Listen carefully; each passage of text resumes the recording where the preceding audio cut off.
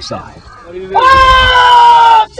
And where the helicopters won't go, the Boy Scouts will, on foot. Boy Scouts with beards and families, grown men still involved in the Pakistani scouting movement. And for the last 2 weeks, going to places where other aid organizations won't even try. The hiking is steep and at times grueling. This is aid work as basic as it gets. What they bring is what they can carry on their backs, and it's not very much. When we joined the Scout movement, we promised that we help other people, and we are trying to our best to obey our promise. There's plenty of aid available down in the valley under the helicopter's flight path. But up here, the Boy Scouts are all alone. This troop at least has a doctor who carries out some basic triage, and he's seen some horrific injuries. This woman has a fractured arm, not that serious. But the Scouts say a lot of women aren't getting treatment because the men won't let them leave their duties and walk down for help. And I've just, scolded him that you are, basically you're being unfair. Because since the day of the earthquake, she's been like that, with a broken arm, with a fracture. The earthquake has obviously left a lot of people traumatized, especially children.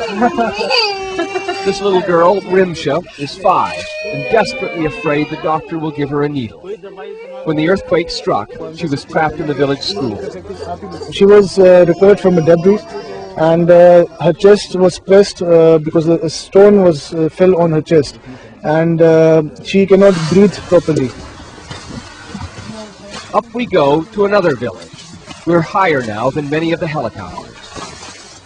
The help the Boy Scouts are offering is fairly rudimentary, a few blankets and some first aid, and they're frustrated that they don't have more resources to be able to get more supplies into villages that are simply cut off and not receiving any aid at all. A little boy gets treatment for a head injury. Another school that collapsed, killing 6 of his friends.